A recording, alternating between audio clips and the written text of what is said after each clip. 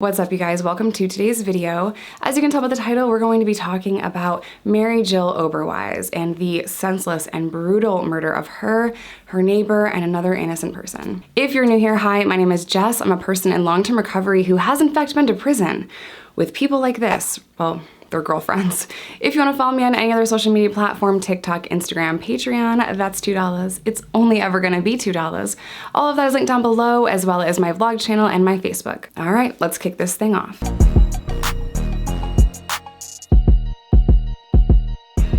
Okay, so this is going to be the first video in a series of many videos on the channel where I talk about Chicago and Illinois history, true crime, mob, gangs, and I really just want to dive into the history of Illinois because it is so interesting. And one of the first ones that we're going to talk about today is Mary Jill Oberweis.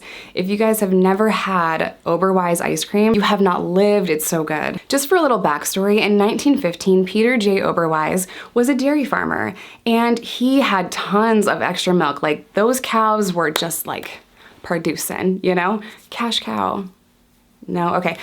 So he's like, what the hell am I supposed to do with all of this extra milk? So he did the logical thing, and he started selling the excess milk to local neighbors. So kind of accidentally, he becomes a milk delivery man. And this is like horse-drawn carriage, right? Like, this is like 1915. I mean, come on. The amount of work that had to go in to bring one glass jar of milk to a neighbor in 1915, oh my God. People back then worked so freaking hard. So here's Peter J. Oberweis taking all the milk things, the glass jars of milk, which I feel like it probably tastes better in glass versus plastic, but that's just my own personal bias.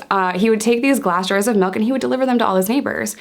Well, after a while, this was like a really popular thing, you know? So after a while, in 1927, he actually bought half of a dairy that was called Big Woods Dairy. Well, he was so successful at that over time, he just bought out the whole thing and renamed it Oberweis.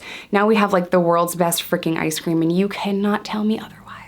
You can't convince me otherwise. So Peter's son, Joe, actually had to drop out of high school and help their family with the dairy, which was not an uncommon thing in like Great Depression times, you know? Like I said, people worked really hard and there was no time for school when you have to help your family with the family business. And even though Oberweis is extremely successful, they had a lot of challenges along the way. Like any family, like any business, right? So during the Great Depression, refrigeration was like hella new, right? So not everyone had them back then. Milk would only last at that time for like 2 to 3 days. So Oberweis was passed down from generation to generation. Hopefully I get all of these names in the correct chronological order, but in 1950, Joe Oberweis took over the dairy, and then John Oberweis took over the dairy, who is the husband of Mary Jill, who we're about to talk about. And currently the man that runs and operates Oberweis is Jim Oberweis, who, you know, had a huge role in franchising and making it kind of a household name, or at least a local name. And I know that they're in a few different states, Michigan, Texas. I'll put a thing up here. So Mary Jill Connolly Oberweis was born January 7th of 1938. John Oberweis was born that same year on April 8th, 1938. John and Mary got married in 1958, and they would spend the rest of their lives together. Unfortunately, John passed away when he was in Florida, I believe of a heart attack. I do want to give a shout out to a YouTube channel that I stumbled across in my research, and it's Faces of the Forgotten, and he kind of walks around graveyards and tells you these people's story, and I found his video really interesting. But from what he was saying, the Oberweis family is just really charitable and just really good people, which makes this even more heartbreaking. So John passes away in Florida in 1990, and just a couple of short years later, Mary would be murdered in their own home. So October 11th, 1993, these two fucking psychos break into their home, and Mary had a security system. They just bashed in the door, and with the security system blasting, they didn't just run away like a normal person, right? Like, okay, they're going there to rob this person, right? You hear the alarm, a normal person would be like, oh my God, let's go away, let's run, like maybe don't rob them. Not that it's normal to rob people, it's not, don't do that. But I've done time with people that have broken into houses and robbed people, and if an alarm goes off, common sense would say to just flee and maybe get a job, do anything else, right? These two people are fucking monsters. And here's why. Mary was in her home and she was packing and getting ready to go to Florida. She hears the alarm, she's startled, and she's trying to run to a back bedroom when Edward Tenney decided to chase her, shoot off a round in the hallway. I'm not sure if it hit her or not, but he chases her to a back bedroom, tells her sit down, And can you just imagine the fear that you would have if that was happening, right? And at the same time, the fucking alarm system's going off. So like everything in you is like fight or flight, right? Adrenaline through the roof, you're terrified. She sits down, he puts a .22 caliber to her head and shoots her.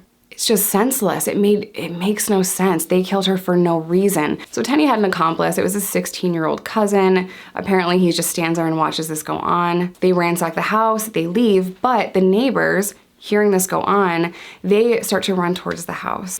Now, first of all, that takes courage with just that context, right? You hear gunshots, the alarm is going off. Everything in you is like fight, flight, or freeze, and they just took off towards the house to try to help Mary. Now, just that alone is hard enough, right? Or that would be hard enough. So this is happening in October of '93. Well, in January, so 8 months prior, Virginia Johansson, right? I'm saying that right? She was murdered the same way by these same people in her home. And Virginia and Mary, they were both widows. So having a little bit more context of knowing what the neighbors had just gone through 8 months prior, they still ran to Mary's house. And like the gut-wrenching part of that is one of her neighbors was trying to hold Mary. She saw her, you know, she was covered in blood, and the neighbor tried to hold Mary and stop the bleeding, but unfortunately she was pronounced dead on the scene. But wait, there's more, because as if it can't get even worse, Edward Tenney was also found convicted of killing just an innocent guy that was on the side of the road. Dude got a flat tire. Here comes this monster, shoots him and robs him of $6. $6. These are the kind of people that belong in prison. These senseless, violent monsters that kill innocent people for no fucking reason. They are the ones that belong in prison. And I know I'm a prison reform advocate and I will fight until my last breath with that, but don't get it twisted. Prison is important to keep dangerous monsters that just viciously and violently for no reason kill people. That's what prison is for. Edward Tenney is currently incarcerated in the state of Illinois. He had a death sentence that was then commuted to a life without the possibility of parole sentence, and he is 63 years old. So Donald, this dude, would turn state witness against Edward. In that testimony, Donald, I'm gonna call him Donnie, he said that Edward noticed that Virginia, the first victim, she wasn't dead yet, so Edward would just go on to beat her to death. Like, for what, bro? Moving forward, I found this really interesting and I have to include it here. In 2008, Tenney decided, you know what I'm gonna do? I'm gonna break the fuck out of jail. Like, what? So he was in the DuPage County Jail. Why? Not sure. Maybe because he, filed appeal after appeal, which is a pretty normal thing when you get a life sentence. And the prison system, it takes forever. So even if someone was sentenced to death in states that still have the death penalty, it takes years to get an appeal, so you could be sitting on X row, inmates called death row X row. You could be sitting on X row for 25, 30 years, just, clogging up the system with paperwork and appeals. So 2008, Tenney decides, I'm gonna break out of this jail. And he tries to dig through the wall, and there's like a hole in the wall. Like, I don't know, what year did the Shawshank Redemption come out? Dude must have saw Shawshank, right? He's like, you know what I'm gonna do? Tunnel out.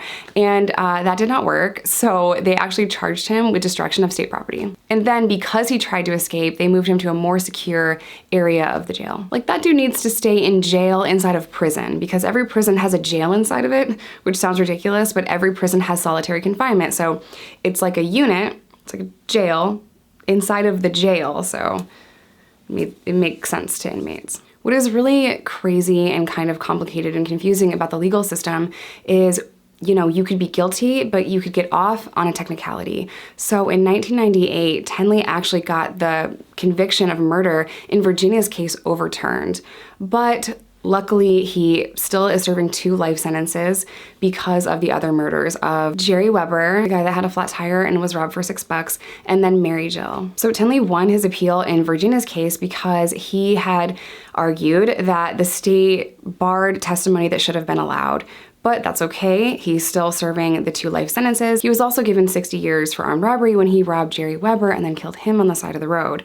So he was resentenced to death, I believe, in Mary's case, and just the way that the law is written, he was granted a retrial, and then his death sentence was commuted to 2 life sentences plus 60 years. This is a very well-known case for the area, and it's crazy that I'm just hearing about it now, and I've lived here for 4 years, and it's just these brutal and violent and senseless murders that are local that I can't wrap my head around, and I have so many other stories to tell you guys. If you've been here for a minute, you know that I always say that the worst charge you can have in prison is crimes against children.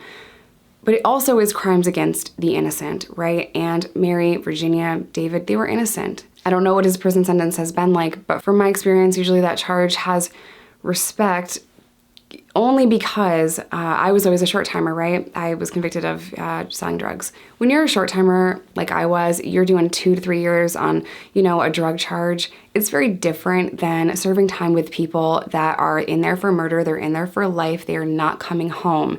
I was a tourist, essentially, right? That's their house. And there's certain rules that you have to follow. There's respect you have to show. And that is just the prison world. That's just prison politics.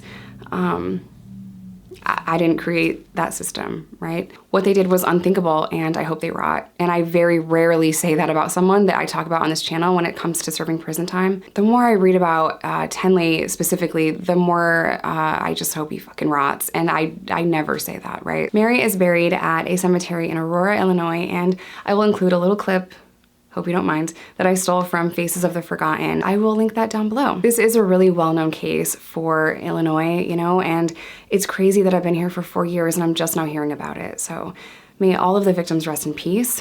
I'm gonna end today's video here. As always, I love you guys. Stay safe, stay in recovery, whatever that looks like to you. We are all one mistake away from spending the rest of our lives in prison. Maybe don't rob that house. Love you guys.